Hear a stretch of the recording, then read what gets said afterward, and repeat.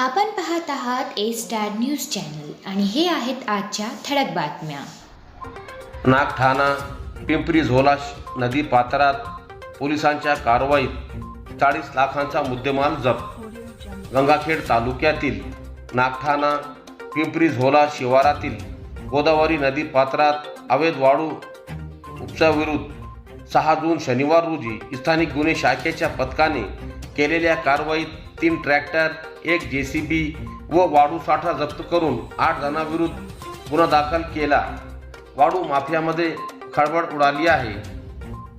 स्थानिक गुन्हे शाखेचे पोलीस निरीक्षक गजेंद्र सरोदे यांच्या मार्गदर्शनाखाली 6 जून शनिवार रोजी पोलीस उपनिरीक्षक Chandansingh Parihar, police head constable Mahesh Kavthale, police head constable Rahul Parsode, police head constable Manik Wagh, Ranganath Dudhate, Sachin Bhadarge, police शिपाई शरद सावंत, दिलीप नील पत्रेवार, हनुमान ढगे, चालक उत्तमराव हनवते आदींचे पथक अवैध धंद्याविरुद्ध कारवाई करण्यासाठी गंगाखेड पोलीस ठाण्याच्या हद्दीत दत्त मंदिर परिसरात गस्तीवर असताना भारत पवार, पवन राऊत भेटले. त्यावेळी पिंपरी झोला नागठाणा शिवारात गोदावरी नदी पात्रात JCB व ट्रॅक्टरच्या सहाय्याने अवैधरित्या वाळू उपसा सुरू असल्याची गोपनीय माहिती मिळाल्यावरून पथकाने 6 जून शनिवार रोजी सकाळी 11 वाजता पिंपरी झोला व नागठाणा शिवारातील गोदावरी नदी पात्रात छापा मारला. MH 29 BC 9497 क्रमांकाची 1 JCB मशीन 3 ट्रॅक्टरमध्ये वाळू भरताना दिसून आली. पोलिसांचे पथक गोदावरी नदी पात्रात येत असल्याने पाहून या वाहनाच्या चालकांनी वाहने जागीच सोडून पळ काढला.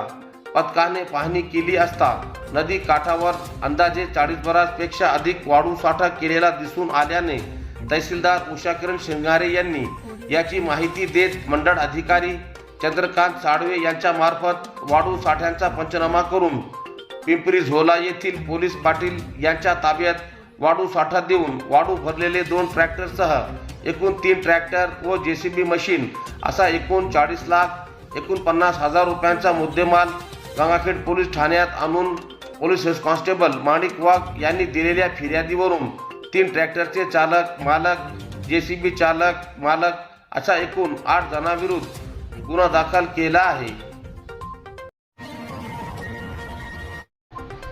मांडाखडी गावात वादळी वाऱ्यासह गारांच्या पावसाने शेतकऱ्यांचे मोठे नुकसान. परभणी तालुक्यातील मांडाखडी येथे दिनांक 6 जून शनिवार रोजी दुपारी 3:30च्या सुमारास वादळी वाऱ्यासह गारांचा जोरदार पाऊस झाला. यावेळी शेतकऱ्यांचा मोठ्या प्रमाणात नुकसान झाले आहे. संत्र्यांची बाग, केळ्यांची बाग, शेतातील सौर पंप वरील सौर ऊर्जेच्या प्लेट, विद्युत लाईनच्या तारा, पोल व DP पडून शेतकऱ्यांचे प्रचंड नुकसान झाले आहे. अचानक झालेल्या वादळी वाऱ्यामुळे नागरिकांच्या घरावरील पत्रे, गाय, मोठे गोठे शेड उडाल्यामुळे गावातही खूप प्रमाणात नुकसान झाले आहे. या नुकसानाची शासनाकडून त्वरित मदत मिळावी अशी मागणी गावकरी शेतकऱ्याकडून होत आहे. सेलूत लॉयन्स क्लबच्या वतीने 85 रुग्णांची मोफत नेत्र तपासणी. सेलू येथील लॉयन्स क्लबच्या वतीने आयोजित मोफत नेत्र तपासणी शिबिरात 85 रुग्णांची मोफत तपासणी करण्यात आली असून मोतीबिंदू असलेल्या रुग्णांना शस्त्रक्रियेसाठी टप्प्याटप्प्याने परतूर शहरातील दृष्टी लॉयन्स नेत्रालयात पाठवण्यात येणार असल्याची माहिती लॉयन्स क्लबचे सेलू तालुका अध्यक्ष सुयश पटवारी यांनी दिली आहे. सेलू येथील चिरायू रुग्णालयात आज दिनांक 7 जून रविवार रोजी हे शिबिर आयोजित करण्यात आले होते. नेत्र तपासणीसाठी परमेश्वर वानखेडे यांनी काम पाहिले. लॉयन्स क्लबचे सेलू तालुका सचिव डॉक्टर बाळासाहेब जाधव सर, उपाध्यक्ष अजित सराफ, कोषाध्यक्ष डॉक्टर शैलेश मालानी, डॉक्टर कुंदन राऊत, दत्तात्रय सोळंके, सहसचिव doctor Anurag Jogdand, Rajendra Saraf, doctor Ashish Mehta, doctor Umesh Gaikwad, doctor Kailash Awate, Anup Gupta, doctor Sudarshan Malani, doctor Paresh Binayake, Sagar Loya, Subhash Mohkare sir, Khushal Tangde यांच्यासह सर्व सदस्यांनी कार्यक्रम यशस्वी करण्यासाठी परिश्रम घेतले.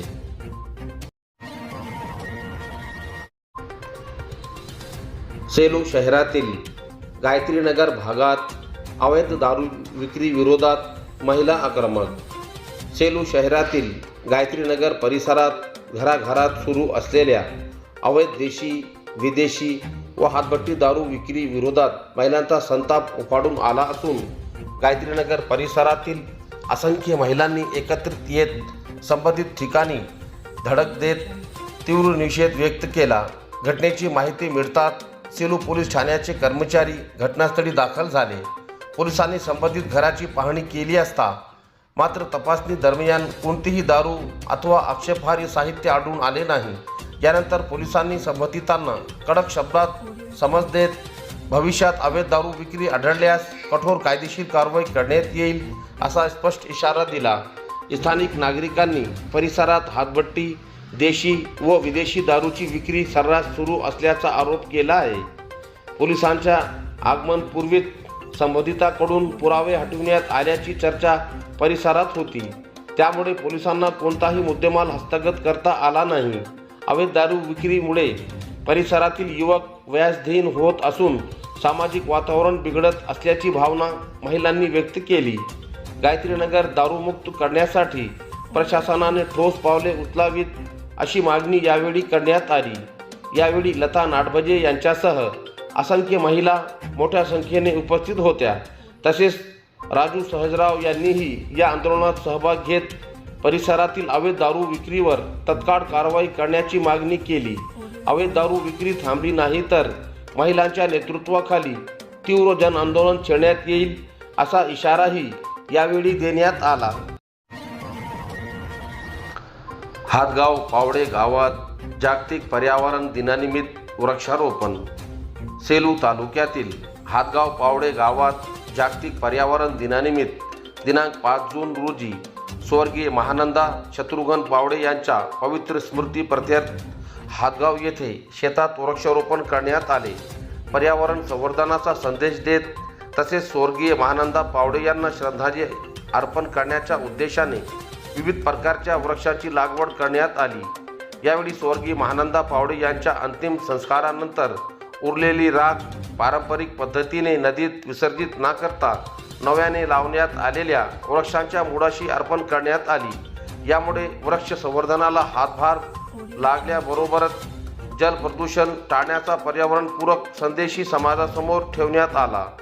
जीवनभर माणसासाठी जगलेल्या आईच्या स्मृती आता वृक्षांच्या रूपाने कुटुंबाला व समाजाला सावली, प्राणवायू, फळे, फुले आणि पर्यावरण संरक्षणाचे वरदान देतील अशी भावना कुटुंबियांनी व्यक्त केली. या प्रसंगी उपस्थितांनी पर्यावरण संरक्षणाचे महत्त्व अधोरेखित करत वृक्षारोपण ही काळाची गरज असल्याचे सांगितले.